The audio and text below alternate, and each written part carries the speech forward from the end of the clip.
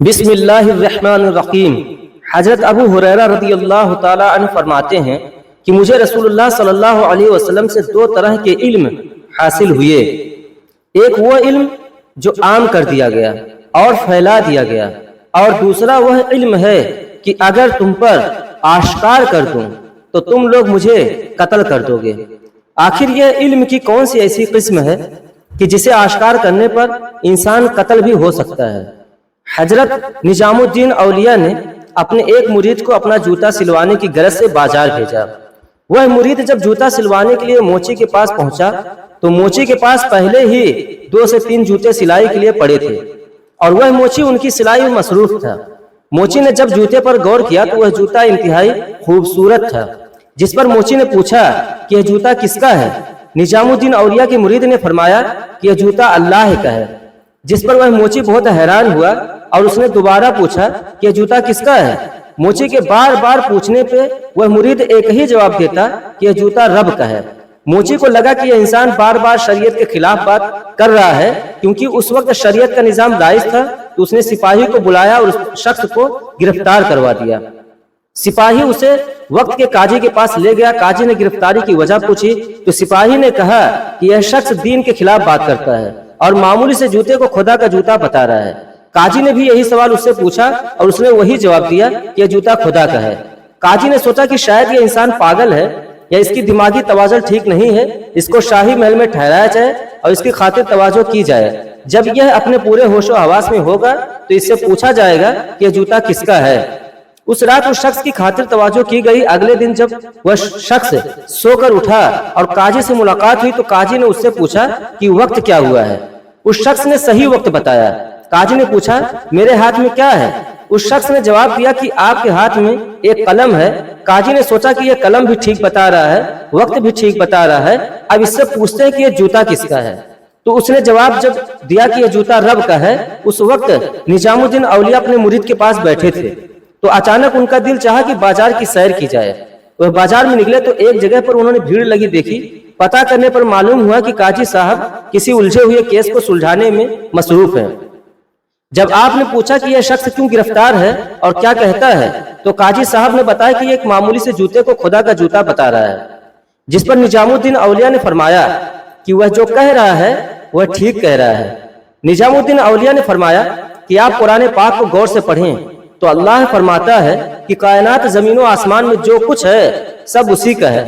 تو جب کائنات کی ہر چیز ہی اس کی ملکیت ہے تو پھر اس ملکیت میں سے آپ یہ جوتا کیسے نکال سکتے ہیں؟ نظام الدین اولیاء رحمت اللہ تعالیٰ علیہ نے فرمایا کہ قاضی صاحب آپ کو اس شخص کے مقام کا بالکل اندازہ نہیں ہے۔ یہ شخص علم لدنی سے واقف ہے۔ حالت جزم میں اسے جو کچھ بھی نظر آتا ہے وہ اللہ کی ملکیت ہی نظر آتی ہے۔ یہ وہ علم حاصل کر چکا ہے کہ جس کی تلاش میں لوگ جنگل، پہاڑ، ریگستان میں بھٹکتے پھرتے ہیں۔ اس کے پاس وہ علم ہے کہ جسے آشکار کرنے کا حکم نہیں ہے، یہ وہ خزانہ نایاب ہے کہ جسے چھپا کر رکھا جاتا ہے۔ نہ ہی یہ علم کتابوں کے ذریعے پڑھایا جاتا ہے، یہ وہ علم ہے جو کسب سے نہیں بلکہ عطا سے ملتا ہے، کسی اللہ والے کی نگاہ سے ملتا ہے۔ ناظرین، تصوف کا سب سے پیچیدہ اور پر اسرار حصہ علم لدنی ہے۔ یہ وہ خفیہ علم ہے جو تمام انسانی تصور اور عقل سے بالا تر ہے۔ ناظرین، علم کی اگر ڈیفینیشن کی جائے تو یہ 2 طرح کا ہوتا ہے۔ ایک وہ علم ہے جو مدرسوں، اسکولوں، کالجوں، یونیورسٹیوں سے حاصل ہوتا ہے، اور دوسرا وہ علم ہے جو اللہ کی طرف سے ڈائریکٹلی انسان کے قلب پر اترتا ہے۔ قلب پر نازل ہونے والے اس علم کو پوشیدہ علم یا علم لدنی کہا جاتا ہے۔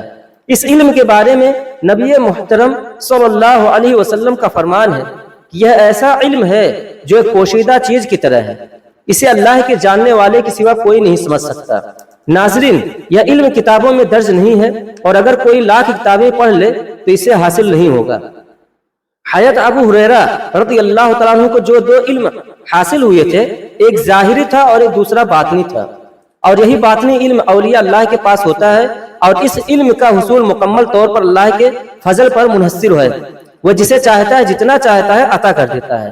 علم لدنی کا ایک قصہ قرآن پاک میں حضرت خضر علیہ السلام اور حضرت موسیٰ علیہ السلام سے بھی ملتا ہے۔ قرآن پاک میں اللہ فرماتا ہے پھر انہوں نے اپنے بندوں میں سے ایک بندہ پایا جسے ہم نے اپنی طرف سے رحمت عطا کی اور اسے اپنا الہامی علم عطا کیا۔ جس شخص کو بھی یہ علم حاصل ہوتا ہے وہ معرفت الہی تک پہنچ جاتا ہے، اور معرفت الہی کے لیے ہی انسان اس زمین پر بھیجا گیا ہے۔ اس دنیا میں آنے کے بعد اگر آپ نے معرفت الہی حاصل کر لی تو آپ نے اپنی اس زندگی کا مقصد پورا کر لیا، اور اگر آپ معرفت الہی حاصل نہ ہوئی تو اس دنیا میں آنا یا نہ آنا ایک برابر ہی ہے۔ جس انسان کو علم لدنی حاصل ہوتا ہے وہ حکمت الہی کے ذریعے اپنے خالق حقیقی تک پہنچ جاتا ہے، وہ اللہ کی نشانیوں کے ذریعے اللہ کو پہچان لیتا ہے، اور پھر جس کو وہ پہچان لیتا ہے اس کی عبادت میں مشغول رہتا ہے۔ یہ وہ علم لدنی ہے جو برگزیدہ اولیاء کو عطا کیا گیا ہے، اور اولیاء اللہ کی زندگی کا واحد مقصد صرف یہ ہوتا ہے کہ جب انسانیت گمراہ ہو جائے، صراط مستقیم سے ہٹ جائے، تو اسے سچائی اور محبت کی راہ پر گامزن کیا جا سکے۔ یہی وہ علم لدنی ہے کہ جس کے ذریعے انسان اللہ کے ساتھ مستقل رابطے میں رہتا ہے۔ جب کوئی شخص یہ علم حاصل کر چکا ہوتا ہے تو اسے خالق کائنات کی طرف سے تمام مخلوقات پر غالب کر دیا جاتا ہے، مختلف قسم کی کرامت اور اختیار اسے دے دیے جاتے ہیں۔ علم لدنی میں اللہ تعالیٰ سے رابطے کے 4 ذریعے ہیں، جن میں پہلا ذریعہ وہی ہے، اور یہ صرف اللہ تعالیٰ کے برگزیدہ انبیاء علیہ السلام کے لیے مخصوص ہے۔ دوسرا ذریعہ الہام ہے، یہ پیغمبرانہ خواب کی ایک قسم ہے جو اللہ پاک کی طرف سے الہام ہوتی ہے۔ تیسرا ذریعہ درج فراست ہے، یا ایسی طاقت ہے جو اولیاء اللہ متقی اور پرہیزگار لوگوں کو عطا کی جاتی ہے۔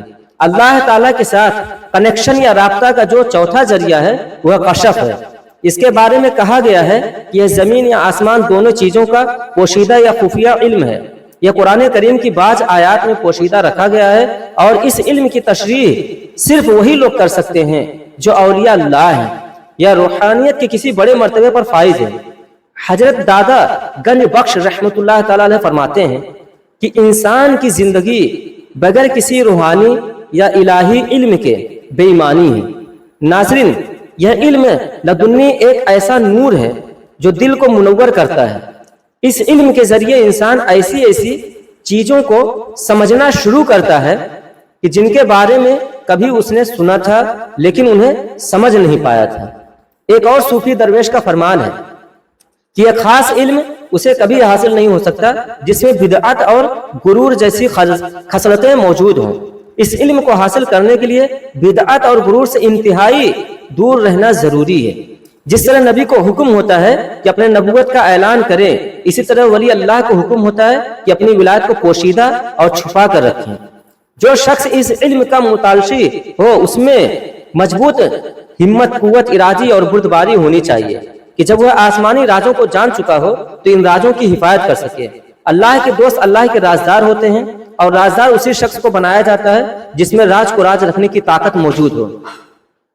حضرت جنید بغدادی رحمت اللہ تعالیٰ علیہ فرماتے ہیں، ہزار افسوس اس عاشق پر جو اپنے معشوق یعنی کہ اللہ کی محبت میں دیوانہ ہے، لیکن جب وہ اللہ تعالیٰ کے بے شمار رازوں اور خوبصورتی کو دیکھتا ہے تو دوسروں پر ظاہر کرتا ہے، یعنی کہ خالق کا راز مخلوق میں آشکار کرنا خالق کی توہین ہے۔ ناظرین، یاد رکھیں جب اللہ تعالیٰ کسی کو ولایت کا تاج پہنانا چاہتا ہے تو سب سے پہلے وہ اس شخص کو الہامی علم عطا کرتا ہے۔ یہ الہامی علم ظاہری اور باطنی علوم کا احاطہ کیے ہوتا ہے۔ امام شافعی رحمۃ اللہ تعالیٰ علیہ کا قول ہے کہ اللہ تعالیٰ کسی جاہل کو کبھی دوست نہیں بناتا۔ ایک صوفی اکثر فرمایا کرتے تھے کہ تم نہیں پہنچ سکتے اللہ تک عبادتوں اور ریاضتوں کے ساتھ۔ اللہ کا راز اہل علم کے سینے میں ہے، وہ جسے چاہے عطا کرتے۔ تو علم لدنی کی تلاش میں بھی انسان کسی انسان کے پاس ہی پہنچتا ہے، کسی اللہ والے کی صحبت اختیار کرتا ہے۔ حضرت امام بن حنبل سے جب پوچھا گیا کہ انہوں نے حضرت بشر حافی کی شاگرد کیوں اختیار کی تو اس پر انہوں نے جواب دیا کہ بشر حافی مجھ سے زیادہ اللہ کو جانتا ہے۔ امام اعظم ابو حنیفہ سے پوچھا گیا کہ آپ نے حضرت امام جعفر صادق علیہ کی شاگرد کیوں اختیار کی تو انہوں نے فرمایا کہ اگر میں 2 سال امام جعفر صادق علیہ کی صحبت میں نہ گزارتا تو ہلاک ہو جاتا۔ انسان عبادت اور ریاضت میں کتنے ہی بلند مرتبے پر کیوں نہ چلا جائے، علم لدنی کے حصول کے لیے اسے کسی نہ کسی ولی اللہ کی صحبت اختیار کرنی پڑے گی۔ علم لدنی روحانیت کو اپنے عروج اور کمال پر پہنچانے کا سفر ہے۔ यह वह इल्म है जिसमें इंसान की रूह रोशनिया में नहाती है। यह इल्म लदुन्नी जिसे भी नसीब होती है वह हजरत अली रज़ी अल्लाह तआला अन्हु के दर अक़दस से नसीब होती है। मदीनतुल इल्म तक पहुंचने का सबसे बड़ा जरिया बाबे मदीनतुल इल्म खुद है। हज़रत अली का ही फरमाने आलीशान है कि मैं जमीन के रास्तों से ज्यादा आसमान के रास्ते जानता हूँ और रूह आसमानों का सफर करती है। इस इल्म के लिए खास लोग चुने जाते हैं और वही चुनिंदा लोगों को यह इल्म अता किया जाता है।